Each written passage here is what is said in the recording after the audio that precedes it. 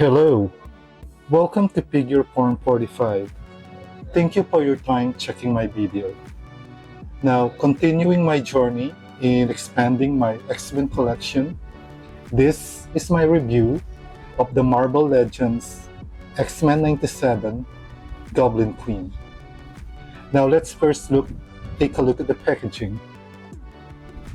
Now, the same as all the other figures in this wave, they are in this retro style packaging. And as I said before, if you are an inbox collector, this is actually a good decision for Hasbro because you can display them and you can still see the whole figure. Now it says X-Men 97. Then there you will see the, animated picture of the Goblin Queen.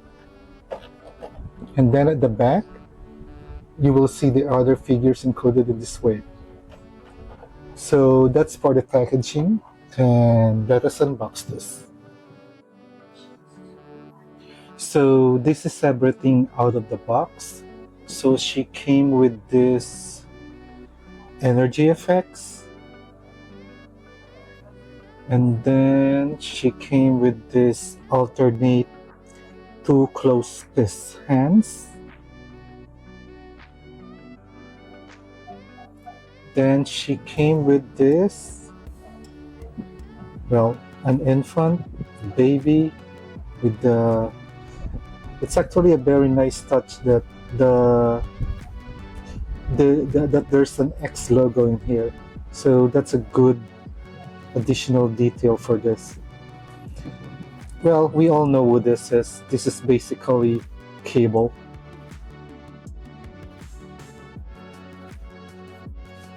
Now, the hands that are attached to her by default from out of the box is this like spell casting hands or wide open hands. Now, what I like about them is that he actually has black nail polish on it. So that's a very nice additional detail that they put there, which I really appreciate. But what I noticed is on the alternate hands, that is not the case. Anyway, that is everything that is included with the Goblin Queen. Now let's focus on the figure itself. That is an amazing head sculpt. That is actually a very good head sculpt. Now, when it comes to the hair, it still has that, that animated aesthetic.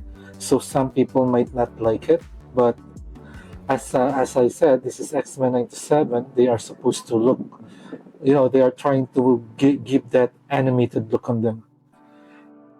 Anyway, this is a really good head sculpt. The lipstick and the blue eyes are well painted. And just look at that. So overall, a good head sculpt. And then even this gem that is connecting her cape is also well painted. Now, we all know that this is a more toned down version of the Goblin Queen's costume, because let's face it, when it comes to the comics, she shows more skin. But after watching the X-Men 97 episode 3, where this character actually appeared, I think this figure is more toned down than that one, because if I'm not mistaken, in the animated series, this is supposed to be colored flesh, meaning she is showing skin here. But in this figure, they made it look like, it's a different color, as if she's wearing maybe stockings or something like that. It is actually the same case as in the art in the packaging.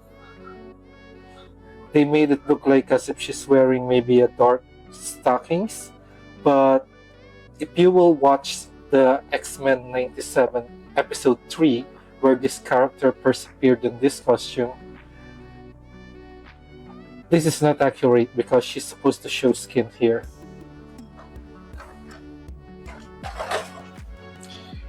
Anyway, moving past that, the figure's body is actually pretty well made.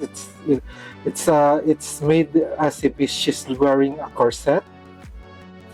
So the sculpted detail there is pretty good. I'm okay with it. And then the cape is pretty thick. I don't like the material that they use on the cape because it is too thick, making the figure back heavy. So as far as the mold is concerned, this is a nice mold. I like the mold and the design of the cape, but for me, I think the material used is too thick. So it makes her very back heavy, and I'm pretty sure that will affect her standing up. Well, add to that the fact that she's one of those characters which is wearing heels, making it even a challenge to make her stand. So aside from those, I think this is a pretty well-made figure. It's not so bad for our first Goblin Queen figure, but yeah, I do hope that that Goblin Queen figure that they've shown from that uh, canceled Ghost Rider Ghost Rider car that did not succeed. I wish they released that because, well, I'm not sure if they'll be able to release that, but that's the Goblin Queen costume that we all want. Now for the articulation. So she can look there and there. She can look down. She cannot look up because the design of the hair is in the way. And then for the hands, she can do the T-pose. Then she has articulation here, pinless joint. She can do that. Then she can do that.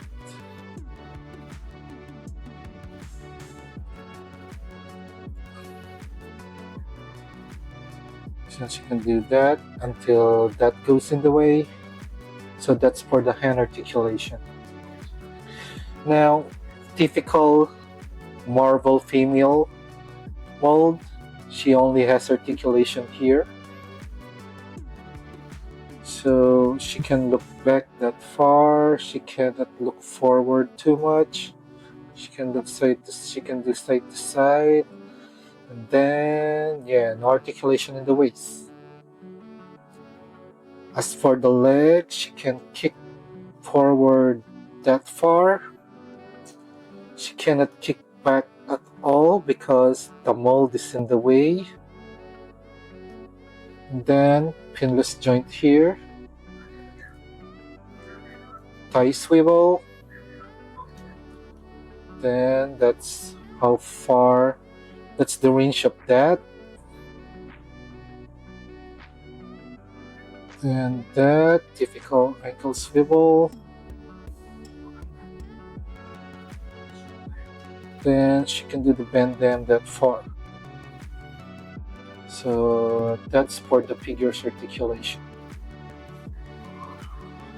Now for some size comparison, here she is with Rogue from the first wave. Here she is with Wolverine from the first wave.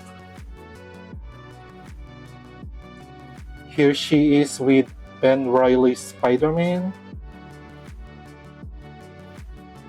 Here she is with my old Mystique figure. Here she is with Omega Red.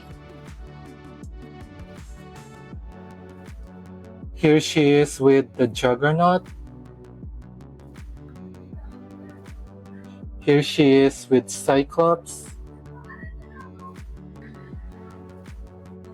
Overall, a good Goblin Queen figure. Well, For now, because let's face it, if you're a comic book fan like me, we really want the OG Goblin Queen costume. But yeah, this is not a bad figure, right?